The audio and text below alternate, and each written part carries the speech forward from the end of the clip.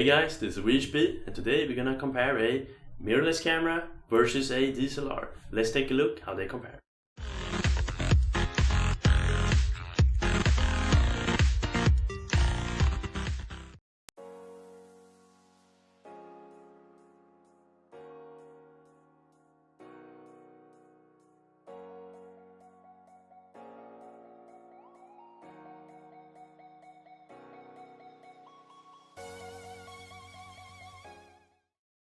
The biggest difference between these two cameras is the size. We're going to start off by looking at the Nikon. The build quality is plastic, and even though it's made out of plastic, it still feels great in the hand. You have a very comfortable grip. You have one wheel for controlling the exposure and aperture. The D5500 got all the functionality you want from a DSLR camera. It even have a touchscreen that works great, and I have no issues with it at all. Now let's move on to the Samsung. The NX500 got a synthetic leather and metal build, which makes it feel very premium, but because of the small size, you doesn't have the same level of grip as you have on the Nikon D5500, which can be a bit of a problem if you know you're gonna shoot handheld and on the run. Because the NX500 doesn't have a viewfinder, you're going to have to rely on the screen. The good thing is that the screen is OLED, so it's very bright and colorful. The touchscreen is as good as on the Nikon. A good feature on the Samsung is that it has separate wheels for exposure and aperture, which makes it easy to adjust those settings. Now we're gonna take a look at the video capabilities of both cameras. We start off by looking at some low light footage of the Nikon D5500.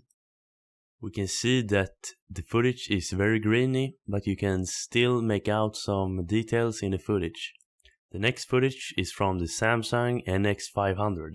There is not much of a difference between these two cameras, but we can see that there is a little less noise from the NX500. And that the picture is a bit brighter. But we can also see some annoying flickering going on in the background.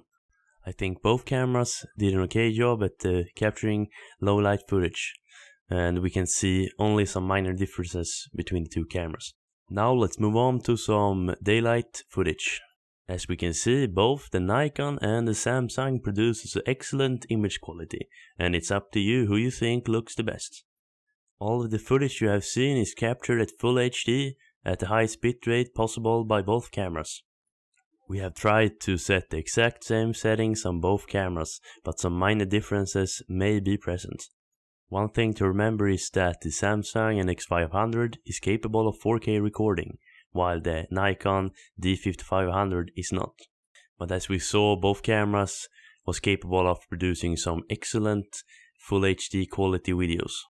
If you know that you will only shoot full HD, you can't go wrong with any of these cameras. But if you want 4K capabilities, you have to go with the Samsung. Now we're gonna take a look at how each camera performs in low light conditions. We used 4 different ISO levels and used the same settings on both cameras.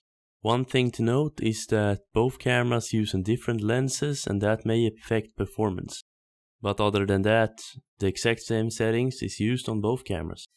We think that both cameras performs excellent in low light conditions, but we think that the Samsung lets in a little bit more light, and therefore making the picture a bit brighter and you can see a bit more details in the photo.